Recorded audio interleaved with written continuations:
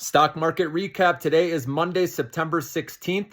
So Apple reportedly has weaker than expected sales growth with their iPhone 16. And that's why semiconductor stocks that are tied to smartphones like ARM Holdings took the biggest hits today. They were down over 5%. Micron was down as well. Anything tied to the consumer got hit more, but all semiconductors went down. The SOX was down about 2%, Nvidia down 2%, okay?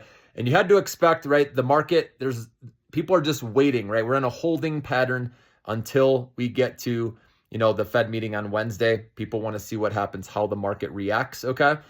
But IWM today actually held up. It was up 0.2% last time I expected. And so this rotation into the small caps is going to continue, guys, okay? Now, it might not happen right away because there's a lot of fear, I know, and it depends on what Powell says and what the jobless claims comes in on Thursday, because right now, this is what's crazy, guys, is there's a 60% chance, the market is pricing in 60% odds of a 50 basis point cut or 0.5% cut, which is ridiculous because I know Powell's just going to do 0.25% to start things off. Otherwise, he's going to look like he's behind the curve. Okay, so that's going to cause a sell-off potentially if most of the market, 60% of the market is expecting 0.5% and it's only a 0.25% cut. So that's where I'm going to be ready, guys. I'm going to react and see what the market gives me. Okay, and buy after what Powell says. If he comes across dovish still and not, worried about a recession or anything, I doubt he's going to say anything like that. Then I'm going to buy a little bit. And then the next morning, remember, there's initial jobless claims.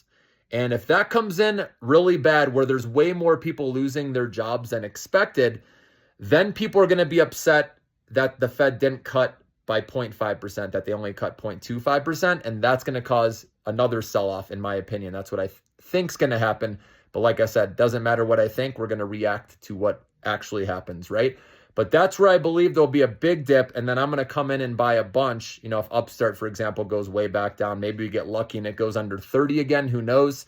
I doubt it, but it could. You never know in this volatile market, especially in September, October, when there's election going on, uncertainty, right? It's not till November and December where we'll have more clarity, right, on the next president's policies, and stocks usually do better then with seasonality. So we're going to get some opportunities, guys, is the moral of the story this month and probably next month as well. Bitcoin was also down about a 2%, okay? So like I said, everything's in a holding pattern, but be ready with cash available, guys. When we get to Wednesday, when Powell makes his decision and starts speaking, you want to be ready. And I'm going to put out videos and tell you what I'm doing, okay? And then Thursday, again, we're going to watch that initial jobless claims. And if it comes in somewhere in line with expectations, not too hot or not too weak, then I'm going to buy even more, because then I think the small caps can start to go up. And we're seeing that the IWM is holding up compared to the other indexes, and that's what I want to see. This rotation is happening. So I'll keep you posted, guys. Have a great day.